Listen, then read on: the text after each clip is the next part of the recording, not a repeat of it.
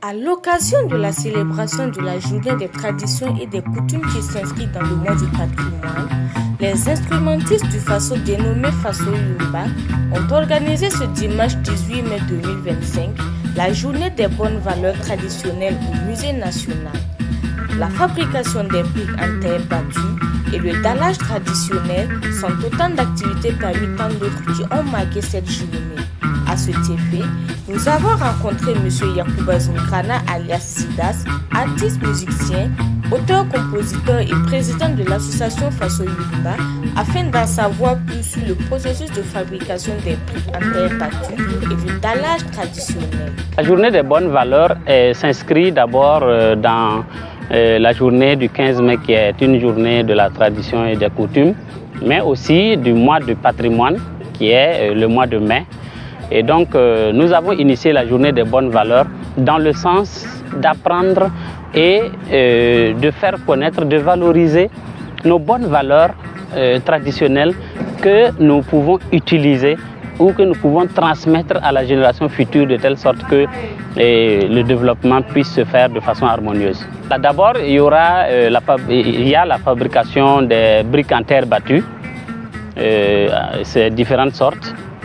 Et comment ça se fait? Il faut d'abord de la terre argileuse, et ça c'est important. C'est pas n'importe quelle terre qu'on utilise, il faut de la terre argileuse. Et au-delà de ça, il faut de l'eau à côté. Il faut des éléments qui vont participer à solidifier encore l'argile. Et c'est pour ça que nous avons amené le son des épis de mil. Le son des épis de mil et la bourre de vache, le déchet de vache. Et dans le sens de l'utiliser pour renforcer la brique en terre battue. Comment est-ce que ça se fait? On mouille d'abord la terre argileuse et on le laisse pendant un bon moment, 5 ou 10 minutes, et on y ajoute le sang des épis de mil ou la bourre de vache ou les déchets de vache, et on malaxe avec les pieds. On malaxe de telle sorte à obtenir une pâte homogène, et en ce moment, vous allez remarquer que la terre devient vraiment solide et nous pouvons maintenant commencer la fabrication des briques en terre battue avec la moule qui n'est pas exactement la même que celle des briques modernes. Voilà. Et au-delà de ça, nous avons le dallage traditionnel qui est une façon de faire nos terrasses et nos salons, même nos chambres. Voilà. Et comment ça se fait? Il faut une terre latéritique. Il faut une terre latéritique et après cela, il faudra essayer de concasser au maximum la terre latéritique pour le rendre un peu plus, comment dirais-je, un peu plus fin. Voilà, un peu plus fin. Et maintenant, on le met sur toute la circonférence. Ça dépend de la hauteur que vous voulez. Voilà, plus c'est haut, plus c'est épais, plus c'est encore plus solide et ça traverse les années. Et après cela, quand vous mettez sur la circonférence que vous voulez, vous mettez un peu d'eau au fur et à mesure et vous damez. Vous damez avec ce que nous on appelle en moré le silpamré ou le kuitiga.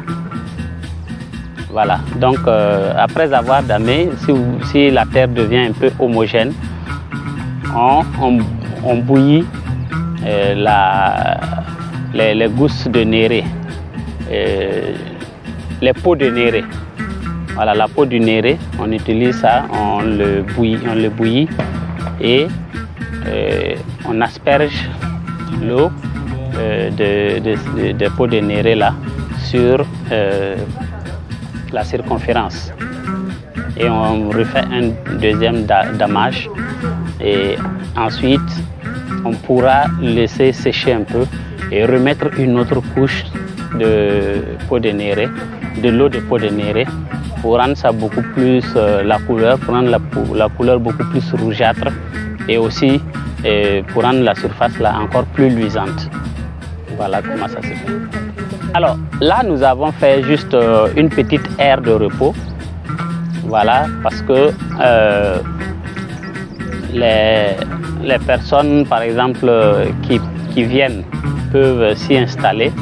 C'est une aire de repos, mais elle est utilisée pour faire les salons, les terrasses, les chambres, partout on peut l'utiliser et ça traverse les années. Oui. Si vous avez remarqué, il y a beaucoup qui ont participé à la fabrication des briques en terre battue. Chacun a donné le message qui vient de son cœur. C'est pourquoi vous allez voir paix, santé, il y en a qui ont écrit King.